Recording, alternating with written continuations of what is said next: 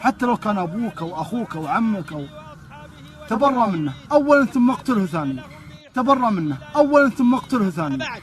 فيا أيها المؤمنون، إن صنو التوحيد هو اتباع السنة، فإن اتباع السنة حماية من الوقوع في البدعة. وقد كانت هذه البلاد آمنة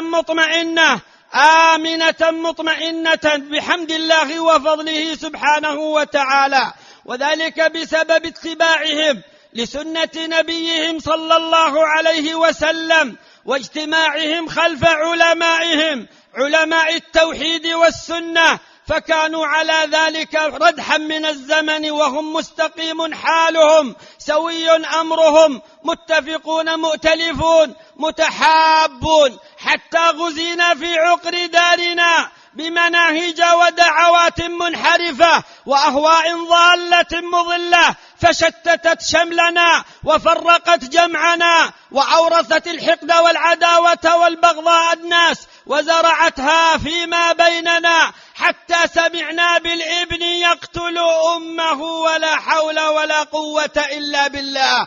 أتريدون آية أعظم من هذه الآية؟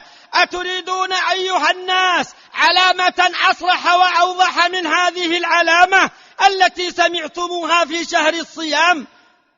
إنها والله لكارثة عظيمة ومصيبة جسيمة أن يقوم توأمان إلى أمهما حملتهما في أحشائها، يرفس كل واحد منهما الآخر، وهي تحن عليهما، تتمنى نزولهما في خير، وتتمنى حياتهما، وتتمنى أن يصلا إلى العمر الذي تأنس وتفرح فيه بهما، فإذا بهما يستبدلان الخير بالشر ويقومان بمكان البر بالعقوق، وإذا هي التي تقتل على أيديهما، فانطبق عليها وعليهما أريد حياته ويريد قتلي. أيها المؤمنون، أتظنون أن هذا جاءنا الآن أو أمس؟ لا والله. أتظنون أنه جاءنا بين عشية وضحاها؟ لا والله.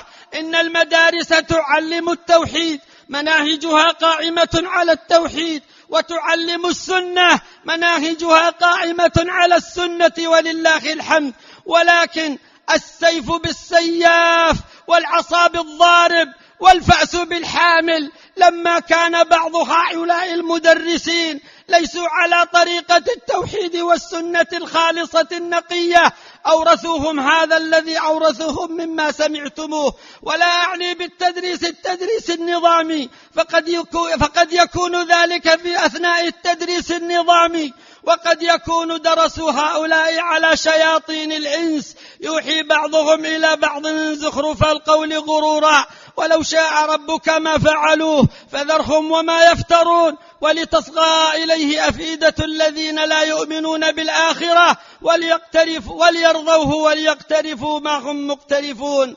فيا عباد الله، احرصوا على أولادكم من مخالطة المشبوهين، وإنه والله لفي ذممكم أن تسألوهم ماذا أخذتم وماذا قيل لكم ومن ذا الذي يدرسكم، إنهم والله في ذمتكم، وإنكم لمسؤولون عنهم يوم القيامة، بدليل قوله جل وعلا وقفوهم إنهم مسؤولون، وبقوله جل وعلا يا أيها الذين آمنوا قوا أنفسكم وأهليكم نارا وقودها الناس والحجارة عليها ملائكة غلاظ شداد لا يعصون الله ما أمرهم ويفعلون ما يؤمرون. إن على الأولياء مسؤولية عظيمة، ألا وهي متابعة الناشئة وعدم الغفلة عنهم، ولا سيما في هذا الزمن الذي كثرت فيه الفتن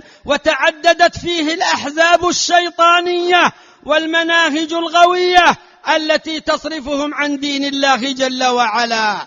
واعلموا أن هذه الآية التي حدثت إنما هي تنبيه للجميع، والموفق من وفقه الله والمهدي من هداه الله. نسأل الله جل وعلا أن يهدينا وإياكم صراطه المستقيم.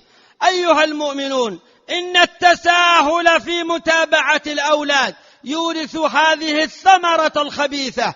إن التساهل في متابعة الأولاد يودي بهم إلى الهلاك في الدنيا والهلاك في الأخرى. أيها المؤمنون، إنما الأولاد هم فلذات الأكباد تمشي على الأرض، وبينما أولادنا بيننا أكبادنا تمشي على الأرض. فإذا صلح النشء استقامت الحياة، وإذا انحرف النشء فسدت الحياة.